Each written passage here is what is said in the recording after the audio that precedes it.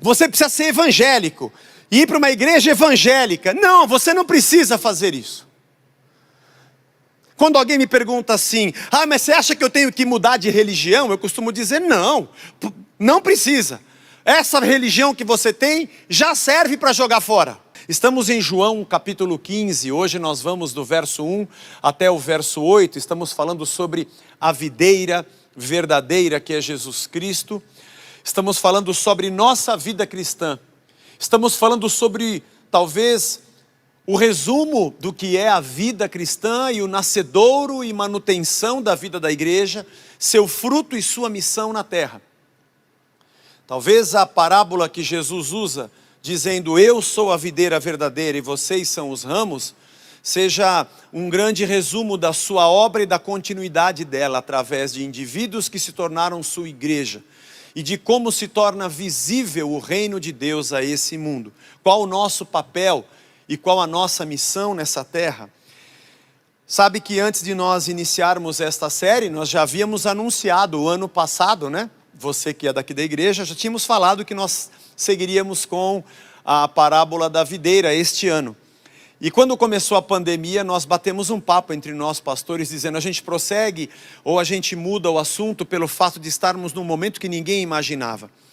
E pensando e conversando em oração também, achamos que não há um melhor momento para falarmos a respeito do que é o reino de Deus, senão agora, no momento em que o reino aqui da terra está tão bagunçado. Vamos ler juntos João capítulo 15, verso de 1 a 8. Deu tempo de você abrir sua Bíblia ou acompanhe na tela.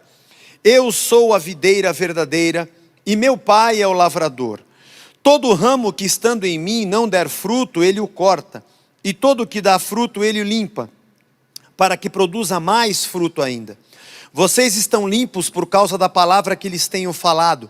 Permaneçam em mim e eu permanecerei em vocês. Como o ramo não pode produzir fruto de si mesmo, se não permanecer na videira, assim vocês não podem dar fruto, se não permanecerem em mim.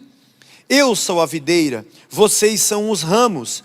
Quem permanece em mim e eu nele, esse dá muito fruto. Porque sem mim, vocês não podem fazer nada. Se alguém não permanecer em mim, será lançado fora, a semelhança do ramo, e secará, e o apanham, lançam no fogo e o queimam. Se permanecerem em mim, e as minhas palavras permanecerem em vocês, pedirão o que quiserem, e lhes será feito.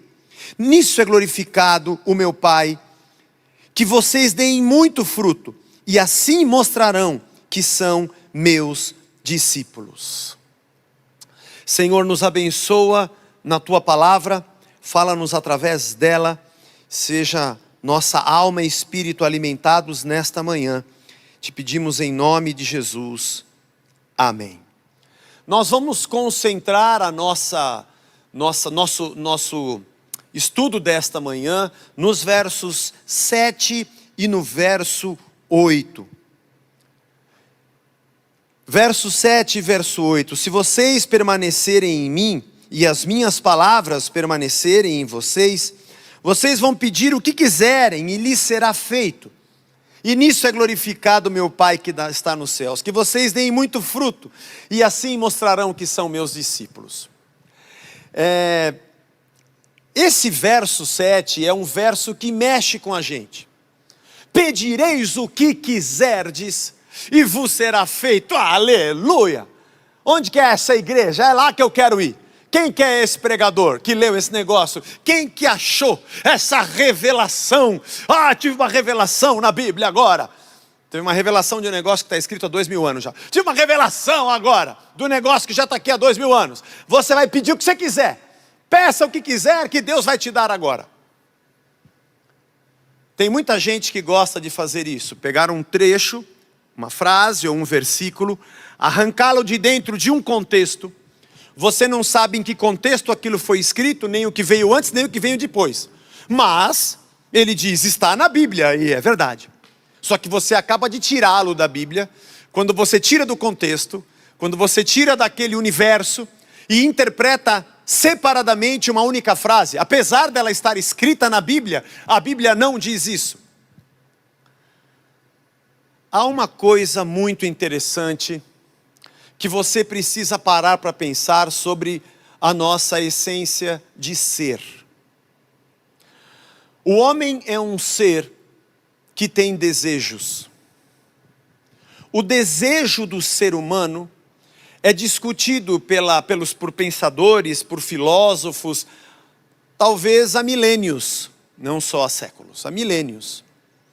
Por que a gente quer o que a gente quer? Felicidade é ter o desejo humano satisfeito, mas o ser humano é um ser insatisfeito por natureza. A gente nunca está bem, nunca nada está bom. Para quem gosta de ler a filosofia, eu não sou um cara muito conhecedor de filosofia, mas Søren Kierkegaard tem um livro só sobre isso, só sobre a angústia humana, a ansiedade humana, falando sobre esse tipo de ser que somos, que nunca se sacia. E não precisa ler Søren Kierkegaard para você poder entender isto, basta você olhar para você mesmo. Que você fica angustiado quando não tem, e quando você consegue ter, você fala, pronto, agora eu estou satisfeito, mas não passa 5 minutos, e você já não quer e quer outro. Porque o ser humano foi criado insaciável, porque a sua saciedade só está em quem é Senhor de todas as coisas, é Ele apenas. E somos pecadores como herança do Éden. Desde a queda de Adão, que somos todos nós, somos seres pecadores, nascemos escravos do pecado, temos uma natureza pecaminosa, assim nos ensina o Evangelho, ou em outros trechos, há uma inclinação natural da nossa carne, que pende para o mal. Nossa antropologia é bastante pessimista. O ser humano é mau e é pecador. E ele é um ser que nunca se satisfaz. E se deixar solto, ele vai fazer besteira. Porque somos essencialmente maus. Ainda que na nossa maneira de viver, ainda existam muitos resíduos do Éden. Porque fomos criados por Deus para as boas obras. Assim nos ensina Paulo.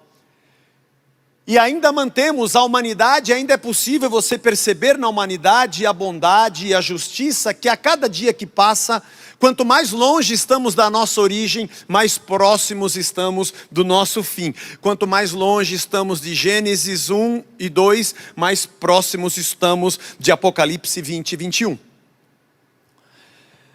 É uma degeneração do ser humano que tem um desejo que o escraviza. E mesmo quando somos convertidos e conhecemos a Cristo, e somos salvos para a eternidade, e para produzirmos o seu fruto, ainda assim esse desejo não nos abandona. Temos uma guerra dentro de nós, temos a força do seu Espírito, temos o poder do seu Espírito, da sua palavra. Paulo diz aos Coríntios que de dia em dia, a cada dia, de glória em glória, pelo Espírito, somos transformados na imagem do Filho. E esse é um processo de santificação e transformação, mas ainda assim a vontade está aqui. E em Gálatas 5,17 ele diz que o Espírito luta contra a carne dentro de nós e a carne contra o Espírito. Por isso temos um novo nascimento, temos um velho homem e um novo homem, aquele que se renova em Deus e aquele que quer o pecado. Temos um conflito dentro de nós, porque sabemos que temos um novo nascimento, mas ainda em nós atua o desejo da carne. Paulo chega a dizer, que miserável homem que sou, as coisas boas que eu quero fazer eu não consigo, e aquelas más que eu não quero, toda hora eu estou fazendo. Quem é que vai me livrar desse corpo de morte? No capítulo 15 de 1 Coríntios, ele diz que então na eternidade nós seremos transformados, e o que é corruptível, o nosso corpo que se corrompe, o nosso ser, será transformado em incorruptibilidade, para a perfeição para a qual foram chamados os filhos de Deus para a eternidade. Mas enquanto vivemos aqui, há um desejo dentro de nós. É exatamente por isso que quando alguém fala assim, Zé, mas o homem tem o livre-arbítrio, eu digo não. E agora pode ser que você que esteja me assistindo diga: como que eu não tenho livre-arbítrio? Não tem. Eu sou um robô? Mais ou menos. Há uma maneira de se interpretar na teologia de que o homem é um livre agente. Sim, você é um livre agente.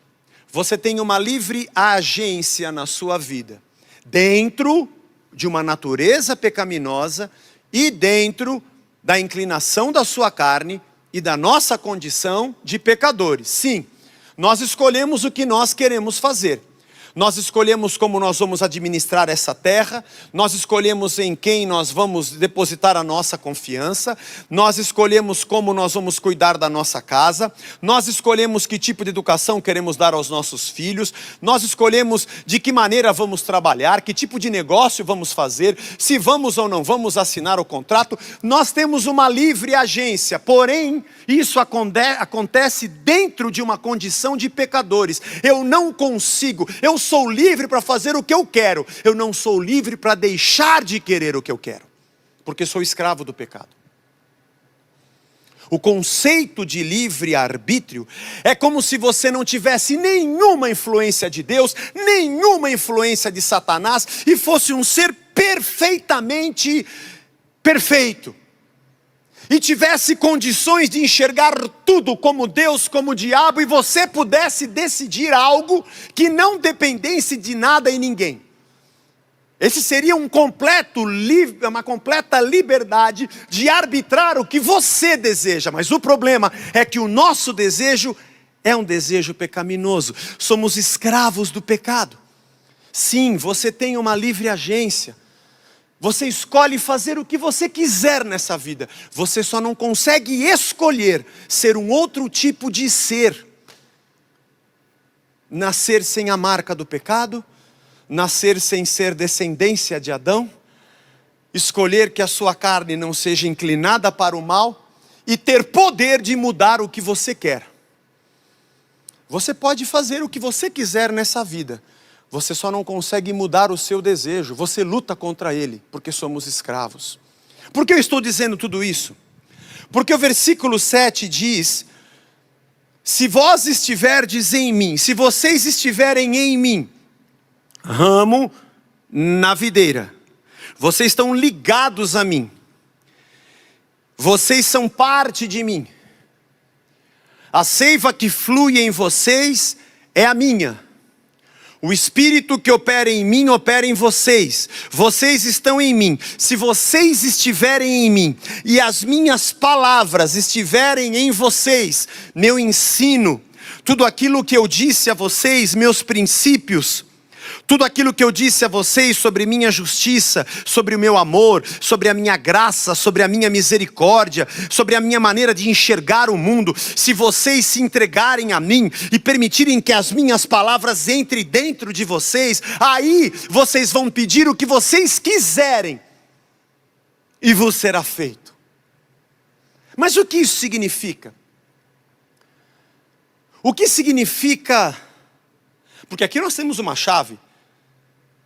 Zé, eu tenho uma chave aqui da oração que Deus só diz sim, hein? Opa, tem sim. Eu acho que sim.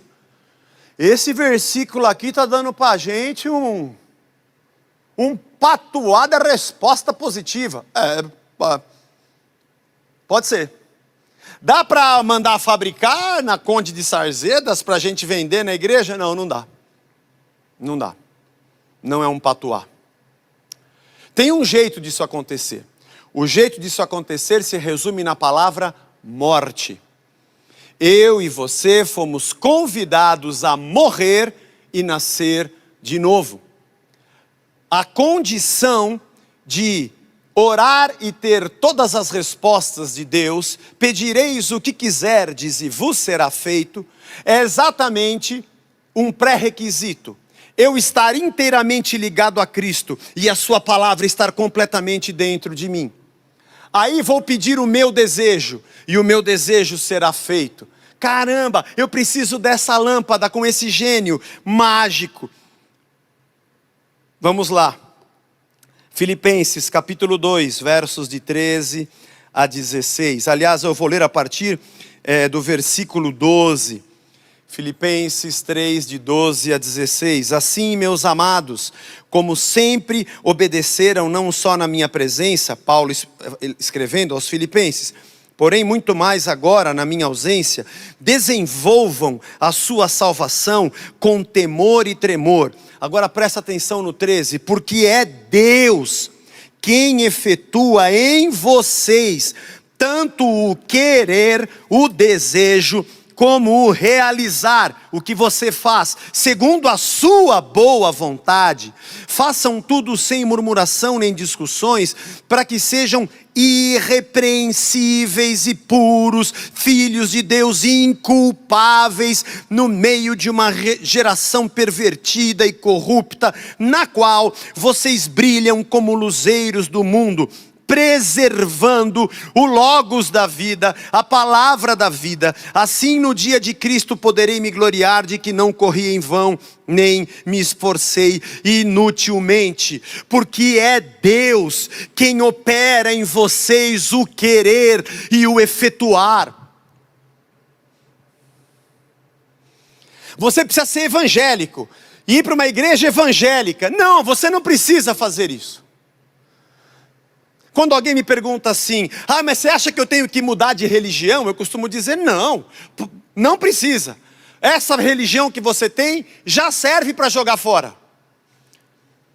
Porque Deus não nos chamou para sermos parte de um grupo socialmente reconhecido como um fenômeno da religião de um povo.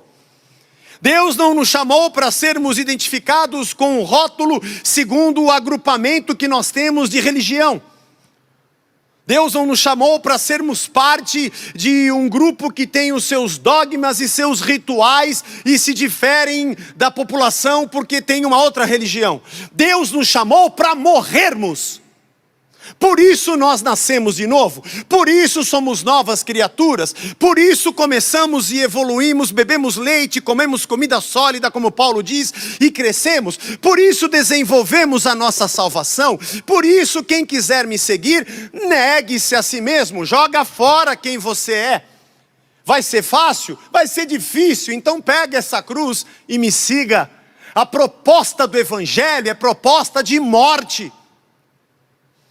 A proposta do evangelho não é a proposta do culto da vitória. Não.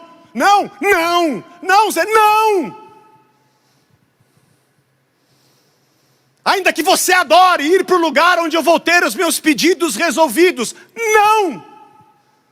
A proposta do evangelho é morra. Estou crucificado com Cristo e não vivo mais eu, não vivo mais eu, não vivo mais eu. O velho homem foi sepultado com o seu pecado e renasce para uma nova vida em Cristo.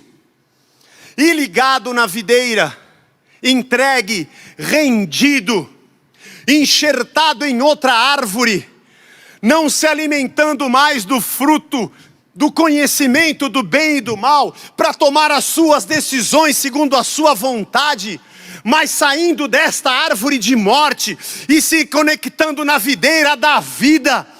Eu morro, e é Ele quem efetua dentro de mim um novo querer e um novo realizar, que é o meu fruto. E Paulo diz que nós carregamos uma imagem de pessoas irrepreensíveis, inculpáveis, no meio de uma geração corrupta. Brilhamos como luzeiros no mundo e preservamos o Logos da vida. Preservamos uma outra lógica, preservamos um outro jeito. Não nos satisfazemos mais com o que está aqui, não porque a minha religião diz que eu sou proibido e que não pode, senão eu serei excluído e vou perder a bênção. É porque eu quero morrer para essa existência. Eu quero nascer de novo. Eu estou crucificado com Cristo. E agora, Ele começa a operar dentro de mim o querer. E as coisas que eu passo a querer já não são mais aquelas que eu queria. Isso é um processo doloroso, de morte, de autodestruição do velho homem. De se arrepender, em outro trecho Paulo diz, eu esmurro o meu próprio corpo, porque eu não quero ser mais quem eu sou. Eu quero ser a imagem dele. E se vocês estiverem ligados a mim, e as minhas palavras estiverem dentro de vocês, vocês já não vão mais se identificar como vocês são. Vocês vão pedir o que vocês quiserem, e será feito. Está brincando, Jesus? Verdade. O que eu quiser, o que você quiser, apenas com um detalhe. Você vai passar a querer não mais o que você quer, mas o que eu quero. Porque você está ligado a mim e a minha palavra está dentro de você. A violência que você desejava, você não vai desejar mais. Os prazeres que você queria, você não vai querer mais. Talvez aquela lista de pedidos que você trouxe, você risque vários deles, que você acha que nem são pertinentes. Pedis e não recebeis, porque pedis mal, para gastardes nos vossos próprios deleites, disse Paulo. E você vai olhar alguns deles e falar, não tem nada a ver isso daqui. Agora que eu conheci Jesus Cristo e que a palavra dele entrou em mim, eu passei a querer outras coisas. Eu passei a fazer tudo para a glória de Deus, seja por atitudes, sejam por palavras ou pensamentos. Tudo que eu faço é para a glória dele. As coisas que eu pedia para mim, para o meu carro, ou seja lá para quem for, não que seja pecado ter, eu já não quero mais. Eu quero usar isso aqui para mudar a minha relação com meu filho. Eu quero que meu casamento mude. Antes eu queria botar ela para fora e arrumar uma bem novinha, para eu ter uma transa muito melhor do que eu tinha com a minha velha mulher. Mas agora eu conheci Cristo, o que eu quero mesmo é viver a alegria do meu lar com ela até os últimos dias da minha vida. Por exemplo, eu queria ter muita grana, ser muito rico para postar nas redes sociais e falar que eu sou um vencedor. Agora não me preocupo mais com isso. E ainda que eu tenha, eu quero saber onde é que eu posso repartir. E eu quero saber onde é que eu posso ajudar. Senhor, me fala onde o Senhor quer me usar. Porque antes o que eu queria não é mais o que eu quero. E quando eu passo a pedir para Ele as coisas que eu quero, já não é mais aquilo que eu queria. Porque eu passei a querer o que Ele sempre quis que eu quisesse. A vontade dEle vai sendo plantada e vai crescendo dentro de mim. E um novo homem se renova no lugar do antigo, e esse processo é para quem está ligado na videira. Agora faz sentido a oração do Pai Nosso, agora estou entendendo. Venha o teu reino, e seja feita a tua vontade, é porque eu não quero mais a minha, porque eu quero a dele. É a isso que nós chamamos de um processo de conversão, de mudança de valores. Agora dá para entender porque João Batista disse, mude a mente de vocês porque é chegado o reino dos céus. É um outro jeito de pensar. Agora dá para entender porque Paulo diz que nós temos a mente de Cristo. Agora dá para entender, Filipenses 2,5, que nós tenhamos as mesmas atitudes que estavam em Cristo Jesus, os mesmos sentimentos e ações. Agora dá para entender, agora sim dá para entender porque que em Atos dos Apóstolos, os discípulos são pela primeira vez chamados cristãos, que é um termo que significa pequenos cristos, porque eles se parecem com o seu mestre. Agora dá para entender o que a sociedade via. Dá para entender porque que Gandhi disse, eu gosto muito do Cristo de vocês, mas o cristianismo de vocês eu não gosto. Porque o que ele falou é muito legal, mas o que vocês fazem é terrível, odioso. Por isso dá para entender o que Jesus disse aos fariseus, esse povo honra-me com os lábios, mas o seu coração está longe de mim. Agora dá para entender porque Jesus disse para os discípulos, na cadeira de Moisés se sentaram os escribas e os fariseus, façam tudo o que eles vos disserem, mas não copiem, não imitem o que eles fazem, porque eles falam e não fazem.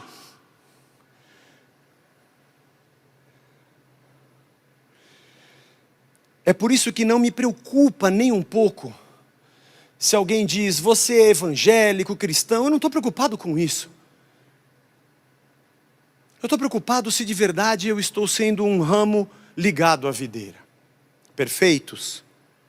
Não seremos. Morreremos pecadores. redimidos e salvos. Por isso, todos os dias, nos levantamos com o desafio de vencer o nosso velho homem. Por isso, no meio da dor e do sofrimento, compreendemos que ela nos aproxima de Deus e que Deus nos esmaga. Assim como é esmagado o trigo até que se transforme em pão.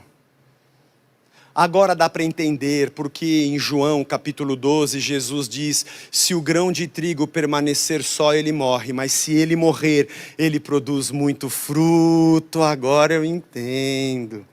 Agora eu entendo João 10, 17 e 18. Por isso o Pai me ama, porque eu dou a minha vida para reavê-la. Eu tenho esse mandato do meu Pai. Ele mandou eu vir para morrer. E eu tenho poder para dar e para reaver. Ninguém a tira de mim. Eu não estou mais preocupado com essa vida.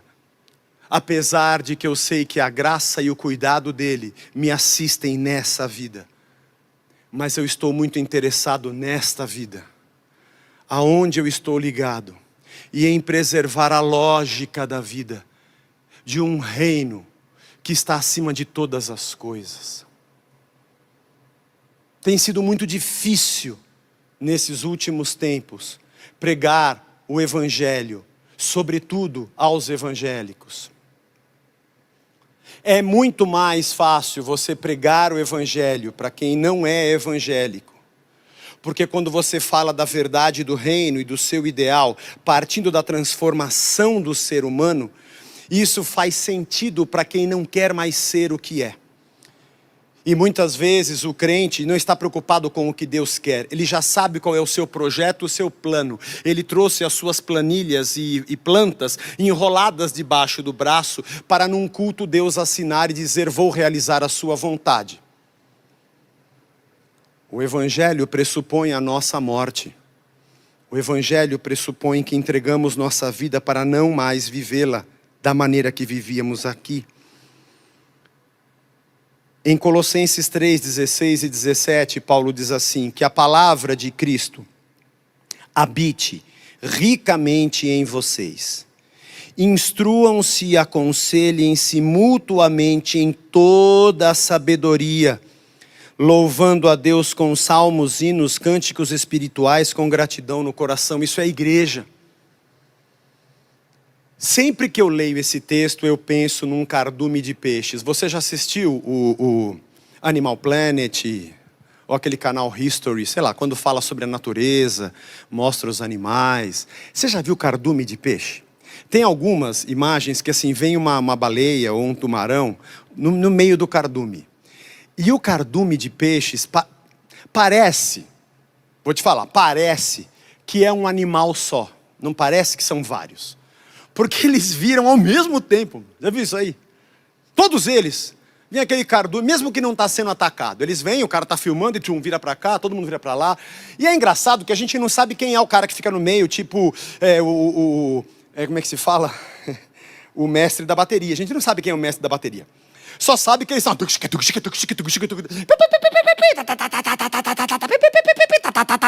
Tem alguém com apito ali no meio. Agora é tamborim. Agora é o repique. Agora é só as caixas. Agora entra o bumbo.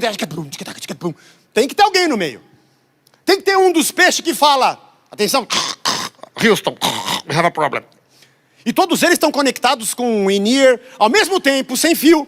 E ele fala: agora, e todo mundo vira tudo junto. É muito louco aquilo, irmãos. Olhar um cardume de peixe é um negócio doido demais. E a distância entre os peixes não muda. Eles não batem: oh, você virou sem me avisar, você não deu seta? Não tem. Eu olho um cardume e eu falo: meu, isso aqui pode ser uma coisa de Deus. E quando eu leio esse texto aqui, eu penso na igreja de Cristo.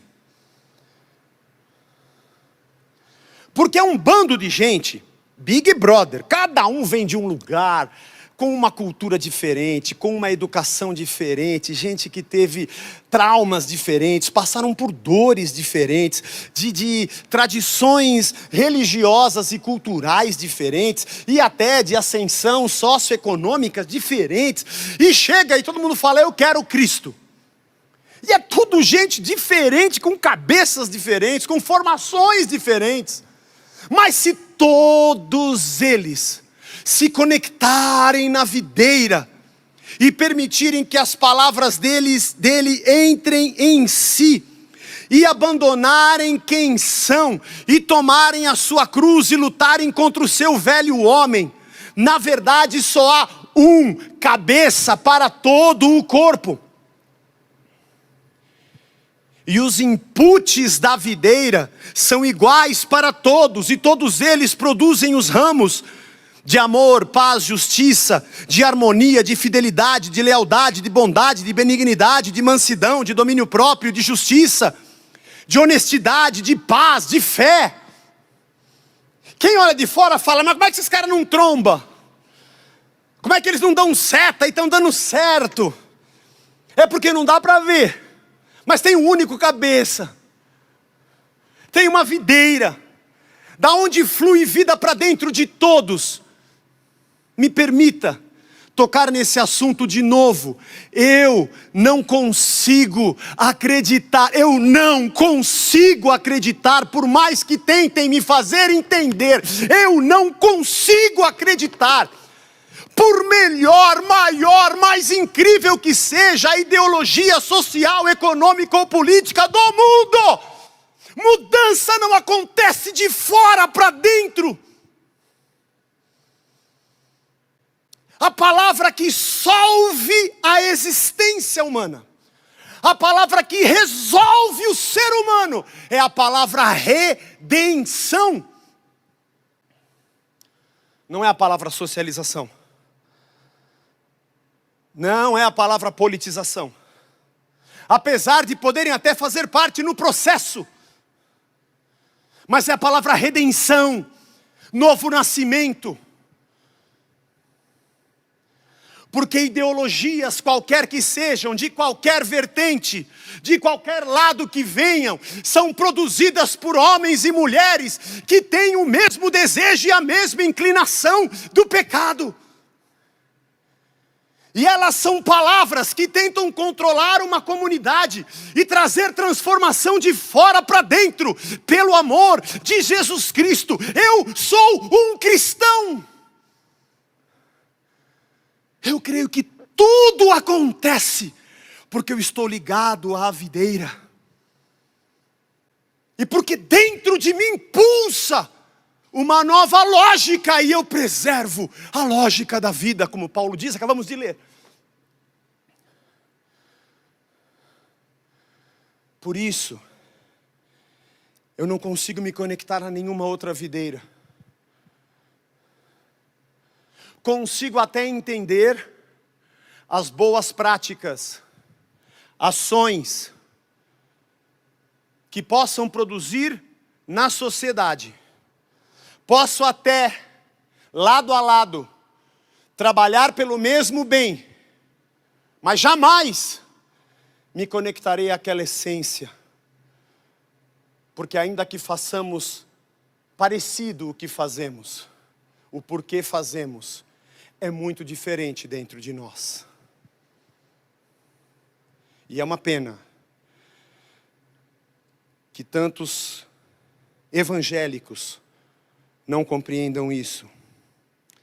Mas a religião evangélica respeita a mesma lógica de qualquer outra religião pagã, de tentar pagar Deus e ter atitudes para obter as suas vontades.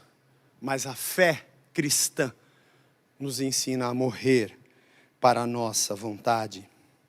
E assim a igreja, Efésios capítulo 3, verso 8, é o último texto que leio nesta manhã. A mim, o menor de todos os santos, diz Paulo, foi dada esta graça de pregar aos gentios o evangelho das insondáveis riquezas de Cristo e manifestar a todos qual é a dispensação do mistério que durante tempos passados esteve oculto em Deus, que criou todas as coisas.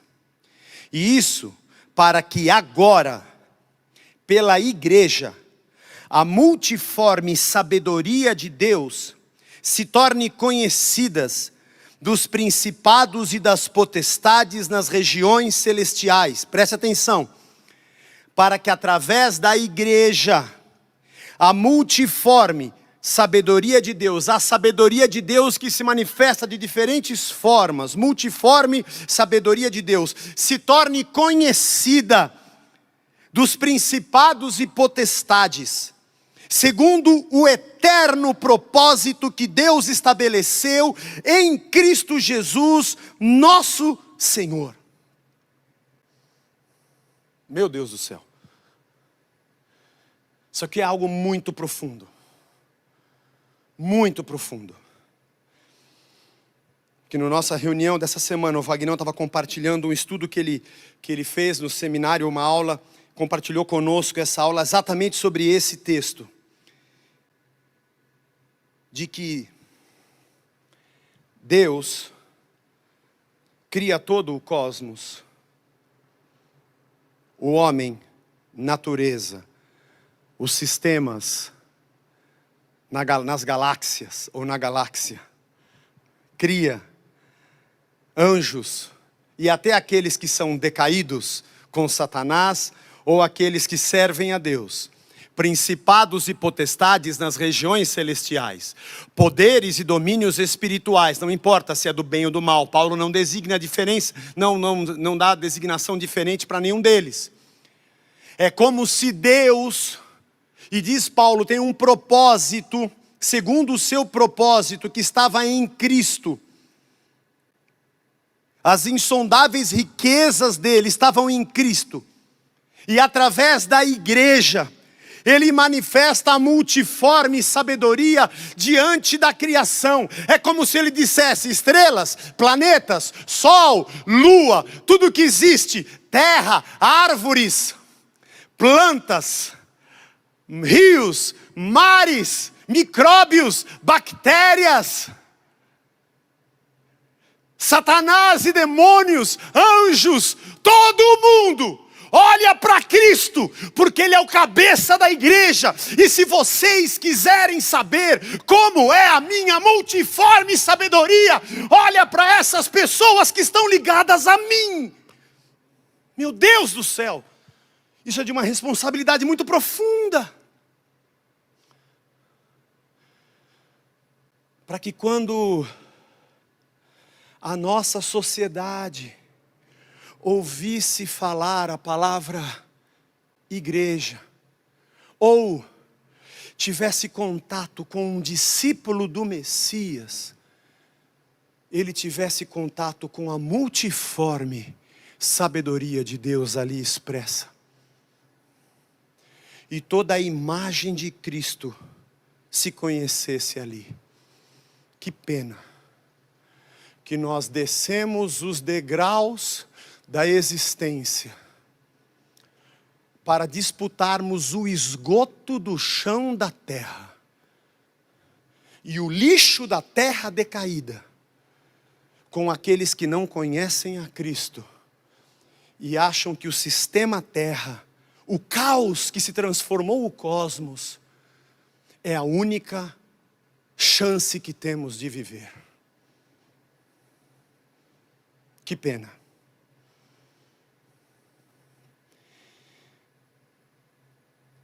Eu não sou um calvinista inveterado, mas certas ministrações como essas, dá vontade de dizer assim: não me importa o que você pensa do que eu estou falando. Eu estou falando só para os eleitos, fica relaxado. Se você não é dele, faz o que você quiser. Quem tem ouvidos para ouvir, ouça o que o Espírito de Deus diz à sua igreja, aos discípulos que decidiram morrer. Ontem nós oramos aqui, após a distribuição das cestas básicas. É uma manhã muito intensa. A gente conversa com gente carente. Pessoas que não têm nenhuma perspectiva, que são alvo de uma grande injustiça num país que tem justiça, ou que deveria tê-la de forma abrangente. Conversamos com pessoas das classes baixas que carecem de tudo. Conversamos com pessoas que são da classe média do nosso bairro e que estão sem nada. Conversamos com os policiais que vieram ontem, a PM de São Paulo nos auxiliou na organização, nos auxiliou na manutenção da ordem. Nosso agradecimento aqui ao Major Antunes, nosso irmão da fé, e a todos da corporação, aqueles que estiveram conosco. A todas as pessoas que doaram cestas, doaram alimentos, gente que costurou máscaras para doar. Nós temos uma quantidade média de mulheres grávidas, uma boa quantidade, que não tem condições. Vocês não imaginam, a gente nem coloca nos números, mas o que nós recebemos de berços, pias para dar banho em bebê, trocadores, fraldas, roupas de recém-nascido, e a gente tem distribuído. Isso fora os alimentos, fora tudo. E a minha oração ontem, e batendo papo com o pessoal aqui, foi que quem está aqui ao nosso redor e tropeçou na gente aqui no bairro, não importa de onde ele vem, se ele veio ajudar, se ele era da polícia, se ele veio pegar a cesta, se ele é um voluntário, se é alguém que doou alguma coisa, nesse lugar chamado reino, que não é um lugar, mas é um mistério de Deus na terra, dentro de quem crê, nós nos encontramos, todos para fazer a vontade dele. E se alguém que está ao nosso redor ouve a pergunta, onde Deus está no meio dessa pandemia? Ele vai responder, deve estar aqui com essa galera. Aqui tem espaço para quem doa, para quem recebe, para quem trabalha na segurança, para quem é médico, para quem é voluntário e para quem vem pedir um alimento. E esse versículo de Mateus capítulo 5, quando Jesus diz, assim brilhe vossa luz diante dos homens, e vejam vossas boas obras, e glorifiquem ao Pai que está nos céus. Eles vão glorificar a Deus por verem quem somos, e o tipo de fruto de bondade e justiça que damos. Acompanhe, se você não fez, maratone os estudos desta série, desde o primeiro, nós já chegamos no versículo 8, para que você entenda todo o contexto, mas fica aqui o nosso desejo. Falo agora aos irmãos da Casa da Rocha. Saudade imensa de todos. Mas tudo que nós estamos assistindo é fruto do Evangelho. O Evangelho dentro de nós é que produz essas coisas que acontecem para fora de nós. Vamos nos ligar à videira verdadeira. Vamos estar em Cristo e permitir que as suas palavras estejam em nós. Vamos ler mais o Evangelho, vamos orar mais. Vamos permitir que o reino de Deus e a sua lógica permaneça em tudo o que fizermos.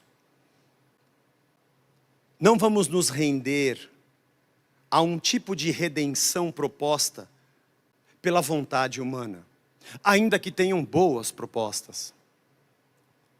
Mas que entendamos que a nossa redenção está em Cristo. Que transformação do ser humano é de dentro para fora, não é de fora para dentro.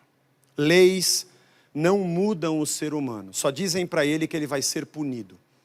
E ele pode até não fazer com medo de ser punido, mas ele continua sendo quem é. Quando não puderem ver, ele vai fazer, quando ele puder escapar da punição. Só aqueles que são ligados à videira, que têm a graça e a dádiva de Deus, de morrerem, para se renovarem num novo homem, para serem novas criaturas e darem frutos dignos de arrependimento. Se vocês estiverem em mim e as minhas palavras estiverem em vocês, vocês vão pedir o que quiserem e vos será feito. E assim será glorificado o meu Pai que está no céu. Que vocês deem, o verbo fero, que vocês carreguem muito fruto. E assim vocês vão ser feitos meus discípulos. E o pronome aqui está no caso dativo, que você não vai entender, mas significa, a tradução talvez melhor seria, e vocês vão ser discípulos para mim. Discípulos para mim. Vocês serão discípulos para mim. Em todos os sentidos. Aí eu vou poder dizer que vocês são discípulos, por causa do fruto. Não do que a boca fala, mas do que a alma está cheia e as mãos fazem, porque eu produzi em vocês. E o que vocês fizerem será para mim. Pense na sua caminhada cristã e que Deus nos abençoe.